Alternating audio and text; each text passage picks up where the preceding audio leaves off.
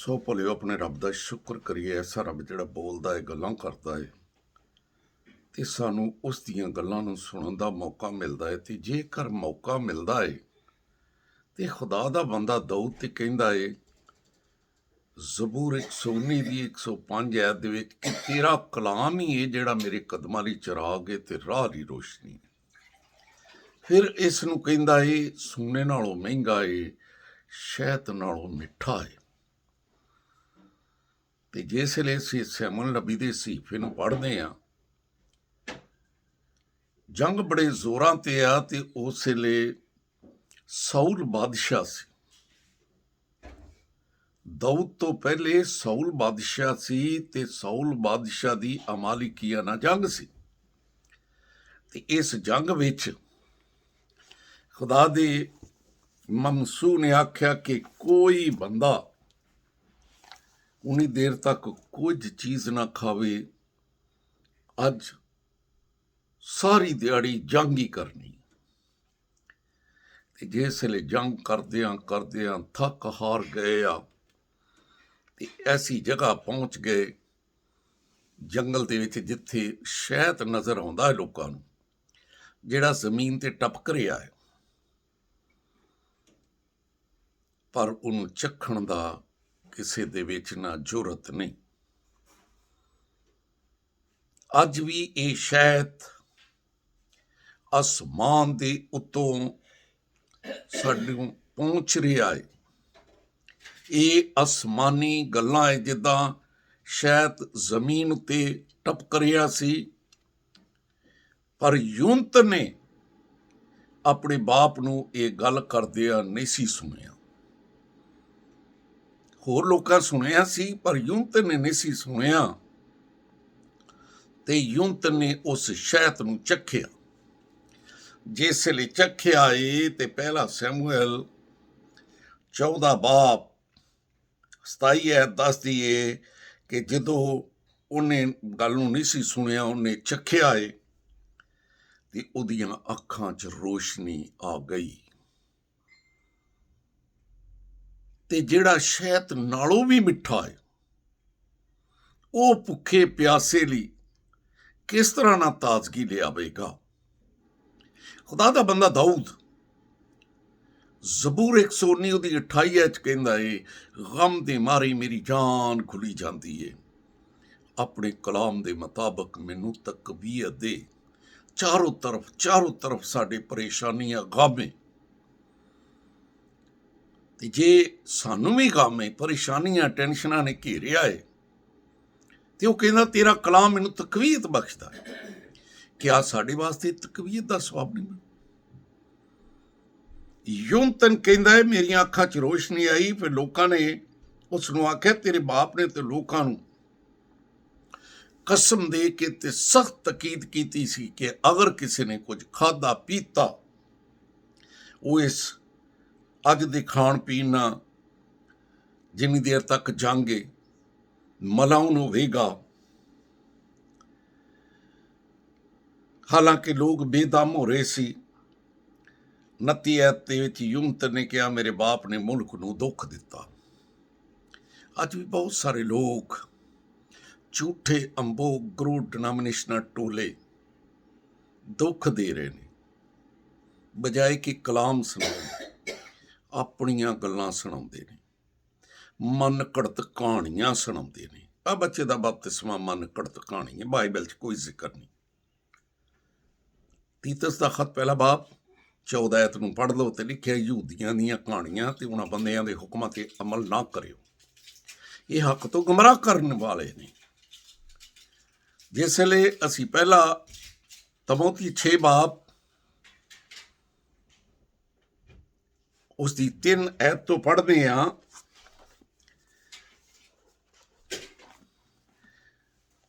Sorry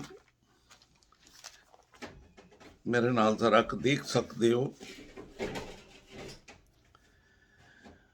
हाँ, पहला तिमोथी 6 बाब 3 ऐत तो ते लिखिया अगर कोई शख्स और तरह की तलीम, एक बने बाइबल की तलीम है, दूसरी तरफ और तरह की तलीम, ਅਗਰ ਕੋਈ ਸ਼ਖਸ ਹੋਰ ਤਰ੍ਹਾਂ ਦੀ ਤਾਲੀਮ ਦਿੰਦਾ ਤੇ ਸਹੀ ਗੱਲਾਂ ਨੂੰ, ਜਿਹੜੀ ਸਾਡੇ ਖੁਦਾਵੰਦ ਯਿਸੂ ਮਸੀਹ ਦੀਆਂ ਗੱਲਾਂ ਨੂੰ, ਜਿਹੜੀਆਂ ਹੈ ਹੀ ਸਾਡੀ ਤਾਲੀਮ ਵਾਸਤੇ ਅਤੇ ਦੀਨਦਾਰੀ ਦੇ ਮੁਤਾਬਕ ਕੇ ਉਹਨਾਂ ਨੂੰ ਨਹੀਂ ਮੰਨਦਾ, ਤੇ ਲਿਖਿਆ ਉਹ ਮਗਰੂਰ ਤੇ ਕੁਝ ਵੀ ਨਹੀਂ ਜਾਣਦਾ, ਬਲਕਿ ਉਹਨੂੰ ਬਹਿਸ ਤੇ ਲਫ਼ਜ਼ੀ ਤਕਰਾਰ ਦਾ ਮਰਜ਼ ਏ, ਜਿਹਦੇ ਨਾਲ ਹਸਦ, ਝਗੜੇ ਤੇ ਬਦਗੋਈਆਂ ਤੇ ਬਦਗਮਾਨੀਆਂ ਉਹਨਾਂ ਬੰਦਿਆਂ ਦੀ ਰੱਦੋ ਬਦਲ ਦੀ ਵਜ੍ਹਾ ਨਾਲ ਹੋ ਰਹੀਆਂ ਨੇ। ਅੱਜ ਜਿਹੜੀ ਇਹ ਲੜਾਈ ਝਗੜੇ ਹੋ ਰਹੇ ਨੇ, ਰੱਦੋ ਬਦਲ ਦੀ ਵਜ੍ਹਾ ਨਾਲ ਹੋ ਰਹੇ ਨੇ, ਤੇ ਇਸ ਕਰਕੇ ਲਿਖਿਆ ਏ ਕਿ ਉਹ ਮਗਰੂਰ ਏ, ਮਰੀਜ਼ ਏ। ਅਸੀਂ ਨਿਜਾਤ ਦੇਂਦੇ ਨੂੰ ਛੱਡ ਕੇ ਤੇ ਮਗਰੂਰਾਂ ਦੇ ਮਗਰ ਲੱਗਨੇ ਆ, ਜਿਹੜੇ ਔਰ ਤਰ੍ਹਾਂ ਦੀ ਤਾਲੀਮ। ਤੇ ਯਸਾਇਆ ਨਬੀ ਨੇ ਐਸੇ ਲੋਕਾਂ ਦੇ ਬਾਰੇ ਦੱਸਿਆ। ਮਰਕਸ ਦੀ ਅੰਜੀਲ ਉਸ ਦਾ ਜਿਸ ਵੇਲੇ ਅਸੀਂ 7 ਬਾਬ 6 ਐਤ ਤੋਂ 9 ਐਤ ਤੱਕ ਪੜ੍ਹਦੇ ਹਾਂ ਤੇ ਖੁਦਾਵੰਦ ਯਿਸੂ ਮਸੀਹ ਨੇ ਯਸਾਇਆ ਨਬੀ ਦੀ ਗੱਲ ਸੁਣਾਈ ਤੇ ਆਖਿਆ ਹੈ, ਯਸਾਇਆ ਨਬੀ ਨੇ ਕਿਹਾ ਖੂਬ ਨਬੂਵਤ ਕੀਤੀ ਤੇ ਆਖਿਆ, ਇਹ ਲੋਕ ਹੋਂਠਾਂ ਤੋਂ ਤਜ਼ੀਮ ਕਰਦੇ, ਇਹਨਾਂ ਦਾ ਦਿਲ ਦੂਰ ਹੈ, ਇਹ ਬੇਫਾਇਦਾ ਮੇਰੀ ਪਰਸਤਿਸ਼ ਕਰਦੇ ਨੇ, ਕਿਉਂਕਿ ਇਨਸਾਨੀ ਅਹਿਕਾਮ ਦੀ ਤਾਲੀਮ ਦਿੰਦੇ ਨੇ, ਖੁਦਾ ਦੇ ਹੁਕਮ ਨੂੰ ਤਰਕ ਕਰਦੇ ਨੇ, ਰੱਦ ਕਰਦੇ ਨੇ।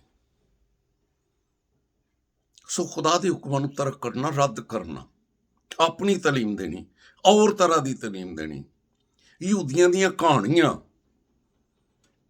ਹਾਲਾਂਕਿ ਆਵਾਜ਼ ਇਹ ਤੀਤਸ 2 ਬਾਬ ਦੇ ਵਿੱਚ ਤੂੰ ਸਹੀ ਗੱਲਾਂ ਬਿਆਨ ਕਰ ਜਿਹੜੀਆਂ ਕਲਾਮ ਦੇ ਮੁਤਾਬਕ ਨਹੀਂ।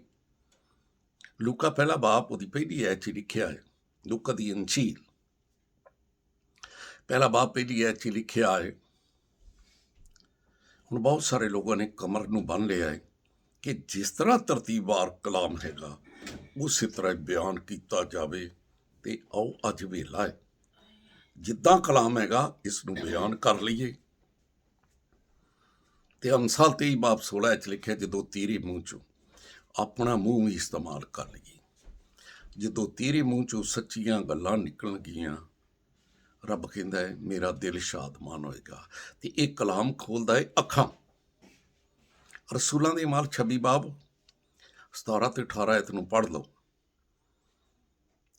ਖੁਦਾ ਪਰ ਉਸ ਰਸੂਲ ਨੂੰ ਕਹਿੰਦਾ, ਮੈਂ ਤੈਨੂੰ ਇਸ ਉਮਤ ਤੋਂ ਤੇ ਗੈਰ ਕੌਮਾਂ ਤੋਂ ਬਚਾਉਂਦਾ ਰਹਾਂਗਾ, ਤੇ ਜਿਨ੍ਹਾਂ ਦੇ ਕੋਲ ਮੈਂ ਤੈਨੂੰ ਘੱਲਣ ਡਿਆ, ਤੂੰ ਉਹਨਾਂ ਦੀਆਂ ਅੱਖਾਂ ਖੋਲ ਦੇਂਗਾ, ਤਾਂ ਕਿ ਸ਼ੈਤਾਨ ਦੇ ਇਖਤਿਆਰ ਦੇ ਵਿੱਚੋਂ, ਉਹ ਤੁਹਾਡੇ ਮੂੰਹ ਦੇ ਵਿੱਚੋਂ ਨਿਕਲਿਆ ਹੋਇਆ ਕਲਾਮ ਸ਼ੈਤਾਨ ਦੇ ਇਖਤਿਆਰ ਨੂੰ ਖਤਮ ਕਰਦਾ ਹੈ। ਸ਼ੈਤਾਨ ਦੇ ਇਖਤਿਆਰ 'ਚੋਂ ਭੇਡਾਂ ਆਜ਼ਾਦ ਹੁੰਦੀਆਂ ਨੇ, ਤਾਂ ਕਿ ਸ਼ੈਤਾਨ ਦੇ ਇਖਤਿਆਰ ਦੇ ਵਿੱਚੋਂ ਮੇਰੀ ਤਰਫ ਰਜੂ ਲਿਆਉਣ, ਗੁਨਾਹਾਂ ਦੀ ਮਾਫੀ ਹਾਸਲ ਕਰਨ।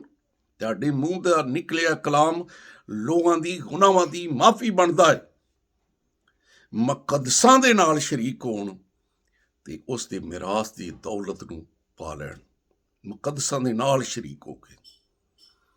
ਪਰ ਇਸ ਕਲਾਮ ਨੂੰ ਆਪ ਨੋਸ਼ ਕਰਨਾ ਪਏਗਾ। ਯਰਮੀਆ 15 ਬਾਬ ਉਹਦੀ 16 'ਚ ਲਿਖਿਆ, ਤੇਰਾ ਕਲਾਮ ਮਿਲਿਆ, ਮੈਂ ਉਸ ਨੂੰ ਨੋਸ਼ ਕੀਤਾ। ਇਹਦਾ ਮਜ਼ਾ ਪਹਿਲਾਂ ਆਪ ਨੂੰ ਲੈਣਾ ਪਏਗਾ, ਤੇ ਆਪ ਨੂੰ ਲੈ ਕੇ ਉਸ ਦੀ ਕੁਦਰਤ ਨੂੰ ਹਾਸਲ ਕਰਕੇ ਲਿਖਿਆ, ਈਮਾਨ ਲਿਆਉਣ ਵਾਲਿਆਂ ਦਰਮਿਆਨ ਮੋਜਜ਼ੇ ਹੋਣਗੇ। ਖੁਦਾ ਤੁਹਾਡੇ ਵਸੀਲੇ ਮੋਜਜ਼ੇ ਕਰੇਗਾ, ਤੁਸੀਂ ਉਹਦਾ ਮਜ਼ਾ ਵੇਖੋਗੇ, ਉਹਦੀ ਕੁਦਰਤ ਤੁਹਾਡੇ ਨਾਲ ਹੋਏਗੀ, ਤੇ ਫਿਰ ਇਹੋ ਹੀ ਕੁਦਰਤ ਲੋਕਾਂ ਨੂੰ ਤੁਸੀਂ ਦੱਸੋਗੇ। ਅੱਜ ਵੇਲਾ ਹੈ ਹਕੀਕਤ ਨੂੰ ਕਬੂਲ ਕਰਨ ਦਾ। ਅੱਜ ਵੇਲਾ ਹੈ ਝੂਠੇ ਅੰਬੋਆਂ, ਗੁਰੂਆਂ, ਡਿਨਾਮੀਨੇਸ਼ਨਾਂ, ਟੋਲਿਆਂ ਤੋਂ ਜਾਨ ਛਡਾਉਣ ਦਾ। ਤੇ ਕਲਾਮ ਕਦਮਾਂ ਲਈ ਚਿਰਾਗ ਤੇ ਰਾਹ ਦੀ ਰੋਸ਼ਨੀ ਹੈ, ਤੇ ਸੋਨੇ ਨਾਲੋਂ ਮਹਿੰਗਾ ਤੇ ਸ਼ਹਿਦ ਨਾਲੋਂ ਮਿੱਠਾ ਹੈ, ਤੇ ਅੱਖਾਂ ਖੋਲਦਾ ਹੈ। ਇਫਸੀਆਂ 1 ਬਾਬ 17 ਐਤ ਨੂੰ ਪੜ੍ਹ ਲਓ। ਰਸੂਲ ਦੁਆ ਕਰਦਾ ਹੈ ਤੇ ਕਹਿੰਦਾ, ਖੁਦਾ ਤੈਨੂੰ ਹਿਕਮਤ ਤੇ ਮਕਾਸ਼ਵਾ ਦੀ ਰੂਹ ਬਖਸ਼ੇ, ਤਾਂ ਕਿ ਤੁਹਾਡੇ ਦਿਲ ਦੀਆਂ ਅੱਖਾਂ ਰੋਸ਼ਨ ਹੋ ਜਾਣ।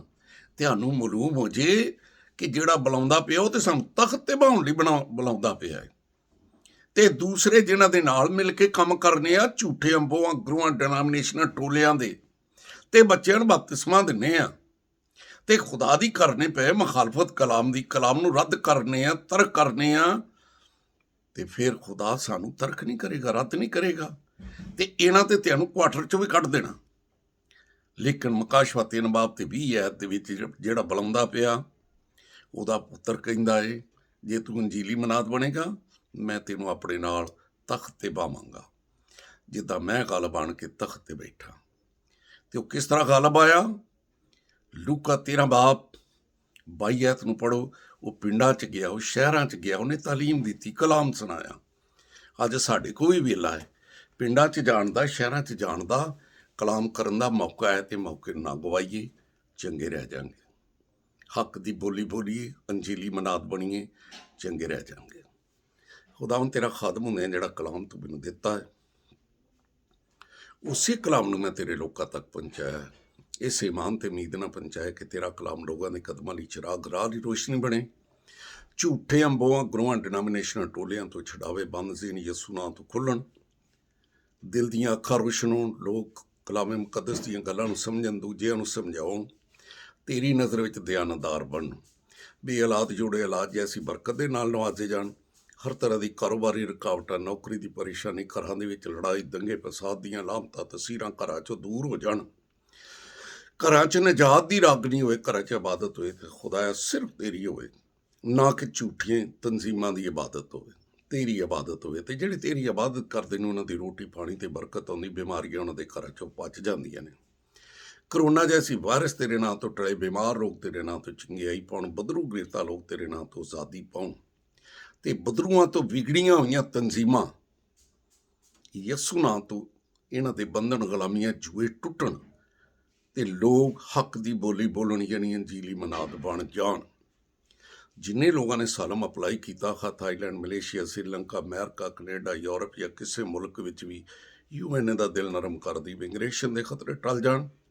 ਜਿਹੜੇ ਸਾਲਮ ਸੀਕਰ ਜੇਲ੍ਹਾਂ 'ਚ ਨੇ, IDC 'ਚ ਨੇ, ਯਿਸੂ ਨਾਂ ਤੋਂ ਆਜ਼ਾਦੀ ਪਾਉਣ। ਜਿਨ੍ਹਾਂ ਮੁਲਕਾਂ 'ਚ ਖੁਦਾਵੰਦ ਤੂੰ ਲੈ ਜਾਵੇਂ, ਉਹਨਾਂ ਦੇ ਬਦਨ ਅੰਜੀਲ ਸੁਣਾਉਣ ਲਈ ਇਸਤੇਮਾਲ ਹੋਣ। ਇਹ ਸਭ ਕੁਝ ਮੰਗਣਾ ਯਿਸੂ ਦੇ ਅਜ਼ੀਮ ਤੇ ਜਲਾਲੀ ਨਾਂ ਦਾ ਵਾਸਤਾ ਦੇ ਕੇ, ਆਮੀਨ।